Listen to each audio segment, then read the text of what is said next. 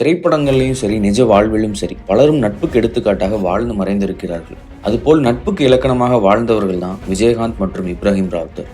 அப்போது விஜயராஜாக இருந்த விஜயகாந்தும் ராவுத்தரும் சிறுவயது முதலில் நெருங்கிய நண்பர்களாக இருந்தவர்கள். மதுரையில் ஒரே ஊரில் ஒரே தெருவில் இருவரும் இருந்த நிலையில் எங்கெல்லாம் விஜயகாந்த் இருக்கிறாரோ அங்கெல்லாம் ராவுத்தரும் இருப்பார். ஒரு கட்டத்தில் சினிமாவில் சாதிக்க வேண்டும் என்று விஜயகாந்த் புறப்பட நண்பனை பிரிய மனம் வரவில்லை ராவுத்தருக்கு. தானும் அவருடன் சென்று விடலாம் என்று முடிவு செய்து புறப்பட்டார்.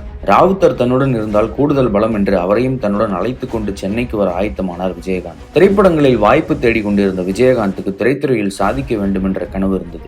ராவுத்தர் தன் வாழ்க்கைக்காக எதுவும் எதிர்பாராமல் நண்பனின் வெற்றியே தன் வெற்றி என்று எண்ணி விஜயகாந்தின் கனவுக்காக அவரும் சேர்ந்து உழைத்தார். விஜயகாந்த் வாய்ப்பு தேடி அலையும் பொழுது எப்படி பேச வேண்டும், எப்படி ட்ரெஸ் செய்ய வேண்டும் என்று விஜயகாந்தை செதுக்கினார் ராவுத்தர். 1981ஆம் ஆண்டு எஸ். ஏ. சந்திரசேகர் இயக்கத்தில் விஜயகாந்த் நடித்த சட்டம் ஒரு இருட்டரை படமே அவரது கெரியரில் அவரை உச்சத்துக்கு கொண்டு சென்றது. அதன் பின்னர் விஜயகாந்துக்கு வரும் கதைகளை ராவுத்தரே கேட்க ஆரம்பித்தார். ராவுத்தர் தேர்வு செய்யும் கதைகளை மறுபேச்சென்று நடித்தார் விஜயகாந்த். அதிலிருந்து விஜயகாந்த் சொல்லை ராவுத்தரும் தட்டியதில்லை, அதேபோல் ராவுத்தர் பேச்சை விஜயகாந்தும் தட்டியதில்லை.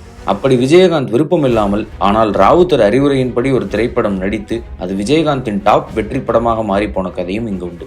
ஆம், அப்படிப்பட்ட படம் தான் விஜயகாந்தை அடுத்த லெவலுக்கே எடுத்து சென்ற புலன் விசாரணை. அதற்கான கதையை ராவுத்தரே எழுதி அதை இயக்க சரியான இயக்குனரை பார்த்து கொண்டிருந்தார். அப்படி வந்தவர் தான் அறிமுக இயக்குனர் R.K. செல்வமணி. படப்பிடிப்பின் போது விஜயகாந்துக்கும் இயக்குனருக்கும் இடையே முரண்பாடுகள் ஏற்படவே அந்த படத்தை டிராப் செய்ய முடிவெடுத்தார் விஜயகாந்த். ஆனால் அந்த படம் கண்டிப்பாக பெரிய ஹிட் ஆகும் என்று ராவுத்தர் வலியுறுத்தியதாலேயே அந்த படத்தில் நடித்தார் விஜயகாந்த். அதே போல இன்னொரு சம்பவத்தை குறிப்பிட்டு சொல்ல வேண்டுமென்றால், ஆரம்ப கட்டங்களில் சரிவர பட வாய்ப்புகள் கிடைக்காமல் திணறினார் விஜயகாந்த். சினிமாவில் சாதிக்க வேண்டும் என்று சென்னைக்கு வந்தாயிற்று. ஆனால் வாய்ப்புகள் கிடைக்காததால் துவண்டு போக தொடங்கினார். கிடைக்கும் வாய்ப்பை ஏற்று நடிப்பது என்ற முடிவையும் அப்பொழுது எடுத்தார். அந்த வேளையில் அவரை தேடி வந்ததுதான் ரஜினிகாந்த் நடித்த முரட்டுக்காலை படத்தின் வில்லன் வாய்ப்பு. கிடைக்கும் வாய்ப்பை ஏற்று நடிப்பது என்ற முடிவை எடுத்தார் விஜயகாந்த். ஆனால் நீ நாயகனாக நடிக்க பிறந்தவன், வில்லனாக நடிக்க கூடாது என்று அவரை தடுத்து நிறுத்தியவர் ராவுத்தர் தான். அதன் பிறகு விஜயகாந்தாகவே ராவுத்தர் பிலிம்ஸ் என்ற தயாரிப்பு நிறுவனத்தை தொடங்கி அதன் முதல் படமாக விஜயகாந்தின் உழவன் மகன் என்ற படத்தை தயாரித்தார். இப்படி விஜயகாந்தும் சரி, ராவுத்தரும் சரி, நட்புக்காக எந்த எல்லைக்கும் செல்ல தயாராக இருந்தார்கள்.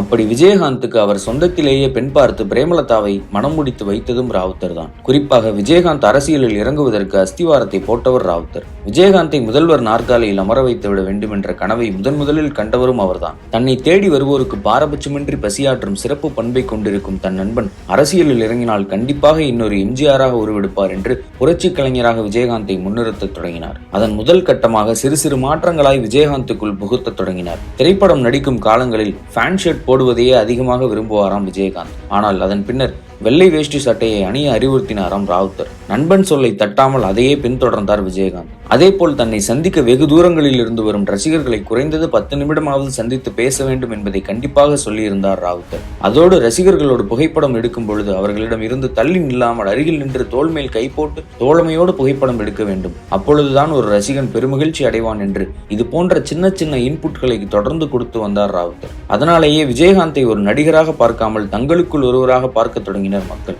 அதுவே அவர் அரசியல் வாழ்க்கைக்கு பெரிதும் உதவியது. அந்த வேளையில்தான் புரட்சிகரமாக கம்பீரமாக ஏழை எளிய மக்களுக்கு உதவுவது, விவசாயிகளுக்காக போராடுவது என்று விஜயகாந்த் நடிக்கும் கதாபாத்திரங்களை செதுக்கினார் ராவுத்தர். இதை எல்லாம் விட பெரிதாக தனக்கு திருமணம் நடந்தால் நண்பனை பிரிய நேரிடுமோ என்று திருமணம் கூட செய்யாமல் வாழ்ந்தவர் அவர். காலம் எப்படிப்பட்ட நட்பையும் நிச்சயம் சோதிக்கும். அதுக்கு விஜயகாந்த் ராவுத்தரும் விதிவிலக்கல்ல. நட்புக்கு இலக்கணமாகவே திகழ்ந்த இருவருக்கும் ஒரு கட்டத்துக்கு மேல் மனக்கசப்பு எழத் தொடங்கியது. மெல்ல மெல்ல ஏற்பட தொடங்கிய அந்த விரிசல் இருவரும் பேசிக்கொள்ளாமலே போன அளவுக்கு கூட நீண்டு சென்றது. வெளிப்படையாக சொல்லாவிட்டாலும் நண்பனை பிரிந்த சோகத்தில் இருவரும் மனதால் மிகவும் சோர்வடைந்தனர். 2017இல் உடல்நலம் குன்றி மருத்துவமனையில் படுத்த படுக்கையாக மாறி போனார் இப்ராஹிம் ராவுத்தர். அந்த சமயத்தில் நண்பனுக்காக கடிதம் ஒன்று எழுதினார் விஜயகாந்த். நண்பா, நீ உடல்நலம் சரியில்லாமல் தனியார் மருத்துவமனையில் அனுமதிக்கப்பட்டுள்ளாய் என்ற செய்தி கேட்டு வேதனையுடன் உன்னை நலம் விசாரிக்க வந்தேன். அங்கு நீ சுயநினைவு கூட இல்லாத நிலையில் கட்டிலில் இருந்ததை கண்டதும் என் மனம் பட்ட துயரத்தை நான் மட்டுமே அறிவேன். உன்னை கண்டவுடன் சிறுவயது முதல் நாம் கொண்ட உண்மையான நட்பும் வாழ்க்கையில் சாதிக்க வேண்டும் என்ற உறுதியோடு மதுரையிலிருந்து சென்னைக்கு வந்து சினிமா உலகில் போராடி நாம் பெற்ற வெற்றி தோல்விகளும் என் கண்முன்னே வந்து சென்றது. காலத்தின் ஓட்டத்தில் எத்தனையோ மன கஷ்டங்களும் சந்தோஷங்களும் வந்து சென்றிருந்தாலும் என்றுமே உன்னை என் மனம் மறந்ததில்லை. இப்ராஹிம், நீ மீண்டும் நல்ல ஆரோக்கியத்தோடு நலம் பெற்று வர வேண்டும் என்று என் பிரார்த்தனையை கடவுளிடத்திலே வைக்கிறேன். நண்பா, மீண்டு வா, எழுந்து வா என்று எழுதியிருந்தார் விஜயகாந்த். இருவருமே இன்று மறைந்திருந்தாலும் அவர்களின் நட்பு காலத்தின் அடையாளமாக அவர்கள் பெருமையை சொல்லும்.